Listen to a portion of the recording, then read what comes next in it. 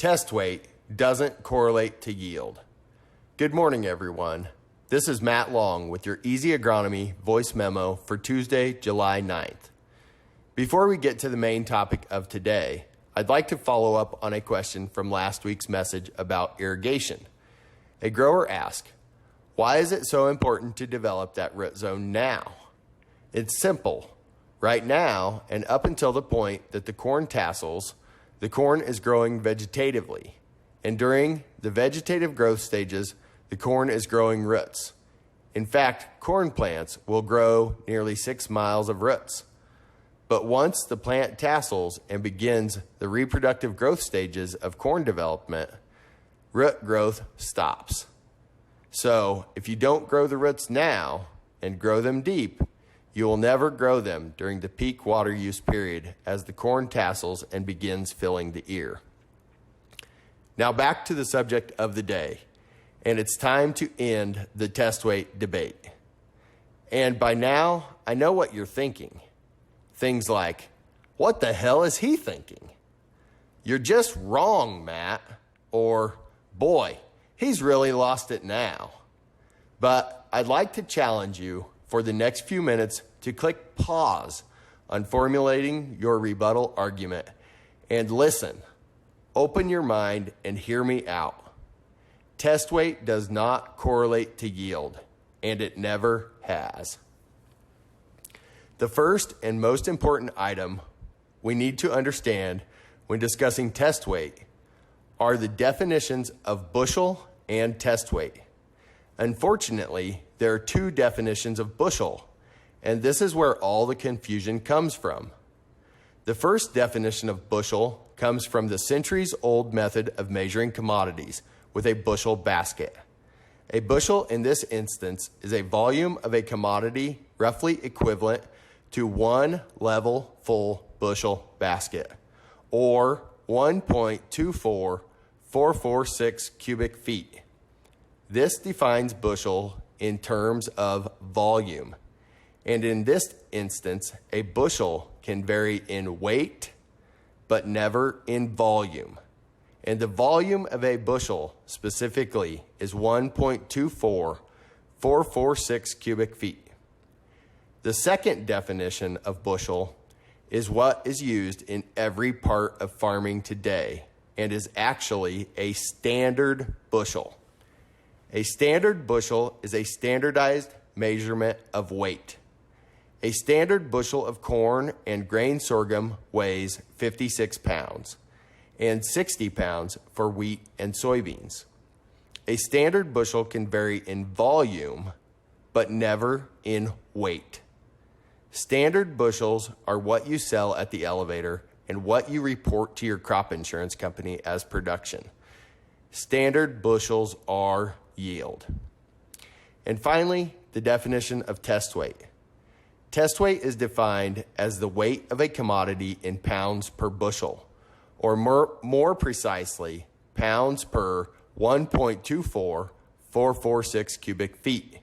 And this calculation is useless. In fact, the only thing it is used for today is a discount schedule at the elevator.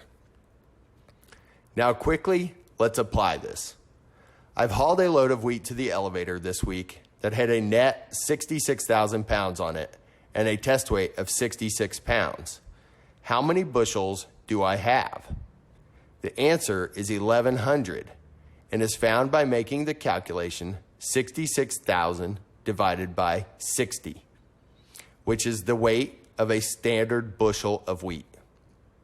Now say I've got a second load of wheat I hauled to town that had a net 66,000 pounds on it and a test weight of 58 pounds. How many bushels do I have?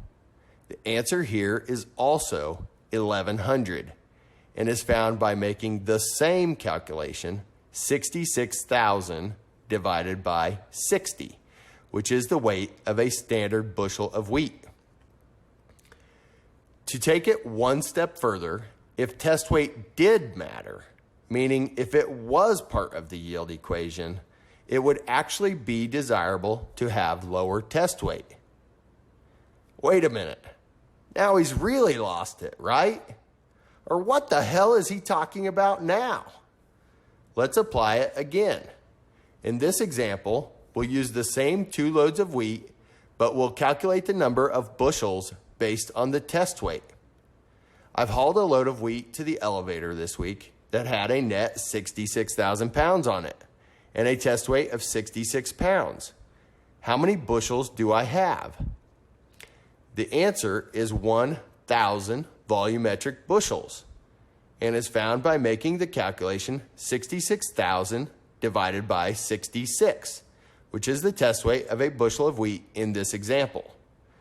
Now say I've got a second load of wheat I hauled to town that had a net 66,000 pounds on it and a test weight of 58 pounds. How many bushels do I have?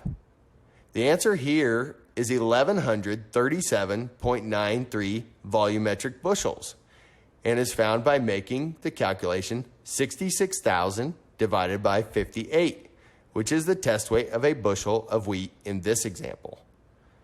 So as you can see, if we still bought and sold commodities based on the old measurement of a bushel basket or volumetric bushel, it would actually be desirable to have lower test weight. So I'll stop with all the confusing chatter about yield and test weight now and leave you with these last thoughts. 1. Test weight does not correlate to yield, and it never has. 2. Test weight has never been used in calculating grain yield. 3. Test weight is a confusing and mostly unnecessary calculation.